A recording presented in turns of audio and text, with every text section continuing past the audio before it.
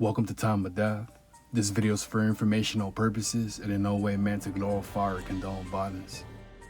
In today's video, we'll be discussing the murder of Ernest Aguirre. Aguirre was shot and killed on Tuesday, February 25th, 2020 in the 4600 block of Clara Street in Cudahy, according to LA County coroner records. Adrian Macias was subsequently arrested and charged with the murder. The following is the evidence at trial.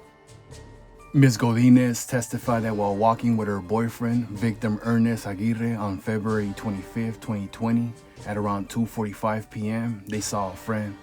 The victim approached the friend and stood at the apartment complex gate to speak with him from the sidewalk. Ms. Godinez walked about 6 feet further and waited for him. After a few minutes, she saw the victim walking toward her when a man passed next to her shoulder to shoulder towards the victim, saying "Hey" as he passed.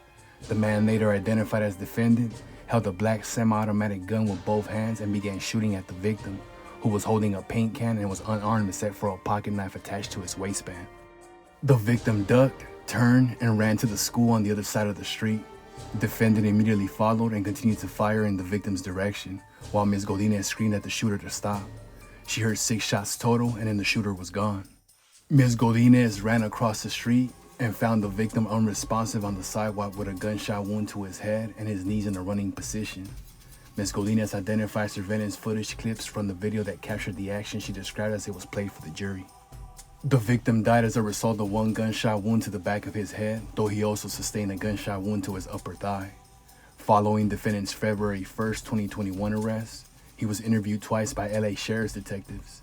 In the first interview, defendant denied knowing the victim or being involved in the shooting. In the second interview a short time later, defendant again denied involvement. As the detectives continued to urge defendant to tell the truth, he said, "Well, this guy was actually trying to come after me." Defendant identified the victim in a photograph and said he felt threatened by the victim because he had tried to shoot defendant once and could have killed defendant. Defendant admitted when he saw the victim, who seemingly didn't recognize him, defendant walked up and started shooting. The victim lived down the street and defendant knew him by his nickname, Pee-wee. Defendant said, quote, "He just made something so personal. I felt like I had no choice," end quote. Defendant claimed he was not looking for the victim on the day of the shooting, but just happened to see him and recognized him as someone who could have taken his life away. Defendant told detectives he got out of the car armed with a gun, walked up to the victim, took the gun out and started shooting. Looking as though he had just recognized defendant, the victim started to run away and defendant chased him while continuing to shoot.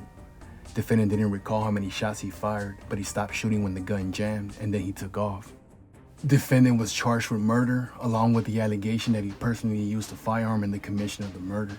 It was also alleged that the offense involved great violence, great bodily harm, threat to great bodily harm, and other acts disclosing a high degree of cruelty, viciousness, and callousness. Following the trial, the jury convicted defendant of first-degree murder and found the firearm allegation true. On September 13, 2023, defendant was sentenced to life in prison with a minimum parole period of 25 years on the first-degree murder conviction. As to the firearm enhancement, a consecutive high term of 10 years was added.